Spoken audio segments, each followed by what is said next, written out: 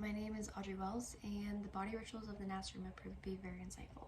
The creative use of language continued to surprise me throughout the whole article, and the use of odd words had me reading Miner's article like it was some weird puzzle I was trying to complete in my head. In summary, the article talks about the American culture and their obsession with the body and the rituals that come with it. Practices such as being overly needy upon medications, dieting, cleanliness, doctors, dentists, hospitals, sex, pregnancy, and more, which equate to many of the words that were used in this article, such as shrines, magical materials, holy mouth men, Letipso, charm box, and more. The main point is that Americans find their body to be innately ugly, and health is the dominant concern and economical pursuit of most Americans.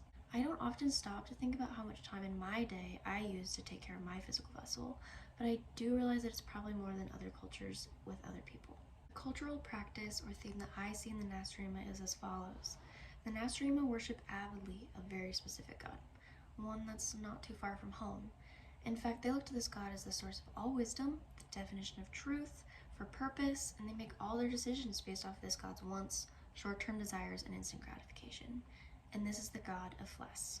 This god has demanded blood and asks for it casually, because if the timing is not right according to the god of flesh, then it must cost the life of another. The Nacirema have faced a pervasive and concerning level of demand.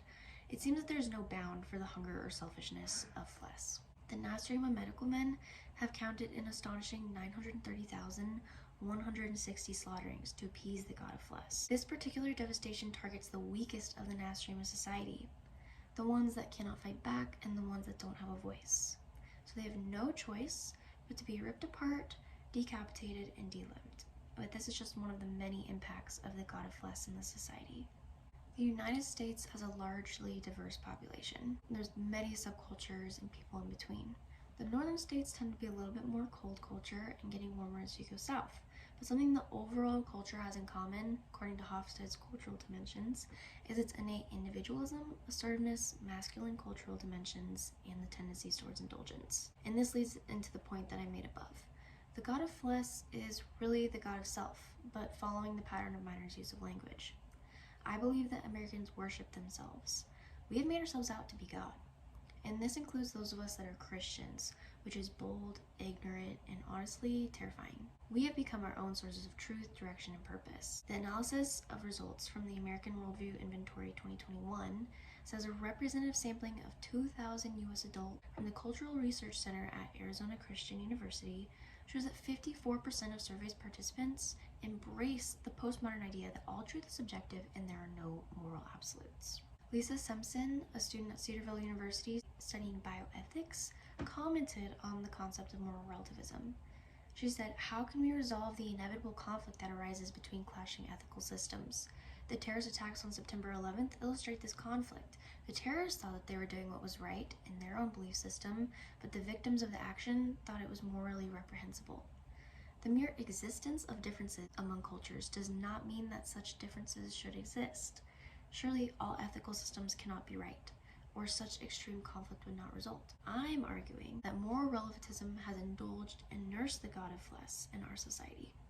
While moral relativism has been around for a while, like way back in the Greek world with people like Horace and other philosophers who seem to endorse these same topics, in 1947, on the occasion of a United Nations debate about universal human rights, the American Anthropological Association issued a statement declaring that all moral values are relative to cultures, and that there's no way of showing that the values of one culture are better than those of another. In the latter half of the 20th century, moral philosophers began to devote considerable attention to moral relativism, and some, most notably Richard B. Brandt and John Ladd, took quite seriously the empirical effort of anthropology and understanding the moral differences between cultures.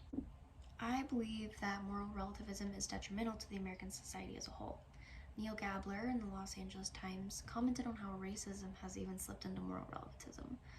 We don't always understand other cultures, even other American subcultures, and we often aren't in a position to judge customs, languages, aesthetics, mythologies, and even cosmologies. Applied to morality, on the other hand, it becomes a license to do anything you like and not feel responsible. Since no one's moral coordinates can be imposed on anyone else's actions, certainly not the coordinates of white middle-class morality. The result is not just that people think that they can get away with anything, but that they're entitled to get away with anything. Gabler made another really good point that wraps this whole presentation together, and it is that perhaps the major casualty of moral relativism is the notion of guilt. For when there is easy absolution, there's no guilt, at least not moral guilt. For the God of self wouldn't be nearly as hungry, demanding, or selfish if true moral guilt was at play. I can get an abortion because I don't want to deal with the consequences of my actions. I can get an abortion at the cost of another being's life because it doesn't fit my agenda or my life plan. And I can get an abortion because it wasn't my fault that I got pregnant either.